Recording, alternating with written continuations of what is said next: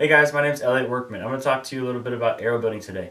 I always buy the shafts uncut, full length, stripped down, no components, no nothing, because when building them there's a few steps I like to take, and I'm going to show those steps to you in this video.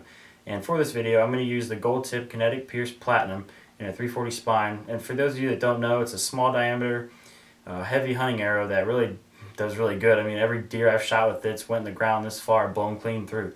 And I hope you enjoy. So the first step in building arrows is picking the right arrow. Do you want speed? Do you want accuracy? Do you want consistency? Do you want tight tolerances? Well, I feel like the Gold Tip Kinetic Pierce Platinum 340. I shoot a 340 spine based off Gold Tip's spine recommendations because I shoot 65 pounds, 29-inch draw length. I feel like this arrow is a ticket for all that.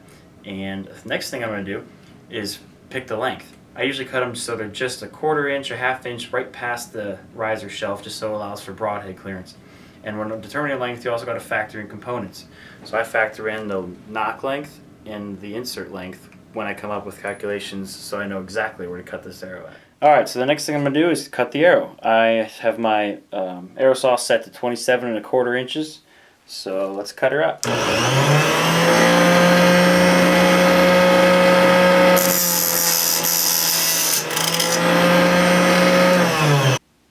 The next thing I do is square the knock end and the point end. This is because the arrow saw doesn't always make the most square cuts. I like to square each end so everything's perfectly in line for when I add the components.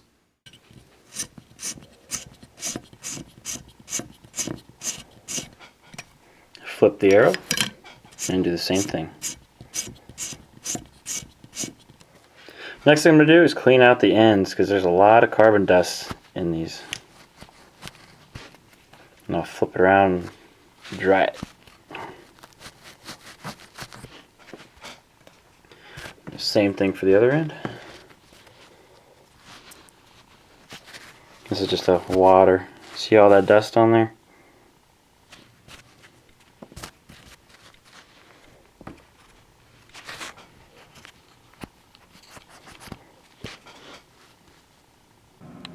Next we're going to install the components. First I'm going to install the insert. I use the Aerotech Hobbies Insecure. You can get it at any hobby shop. Just put a little bit on there. One trick I figured out is I like to spin it whenever it goes in to make sure that all the glue gets to where it needs to be. Just wipe it off.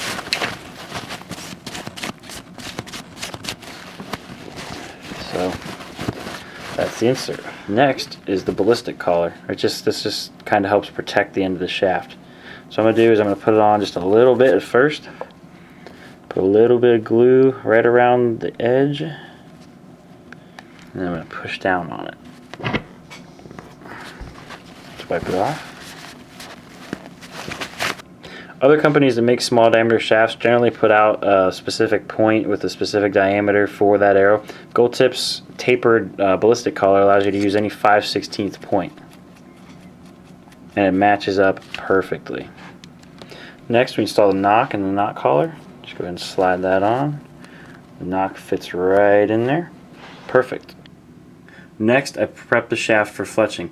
I just run it under warm water and wash it off a few times. You can see the dust that comes off of it just from doing that, and I feel like that's enough, especially if you use a good glue. Lastly, we're going to fletch the arrow. I'm going to fletch it up with VeinTech 2-inch HP vanes. I used the VT2000 glue made by VeinTech also on a Last Chance VeinMaster Pro jig. This jig was one of the best investments I've ever made for archery, and if you fletch arrows as much as I do, you're going to need one. I'm also going to fletch it in a right helical pattern, about 3 degrees. I'm going to put a small bead across the bottom of the vein. You don't want too much to seep out the sides. I've already fletched up 2 veins on it. I'm going to do the last one here for demonstration purposes. I usually let it sit for about a minute in the jig. Now I'm going to pull the clamp off of it. I'm going to wipe the edges with a Q-tip just so it looks clean. Get all the excess glue off of there. Take the arrow out of the jig.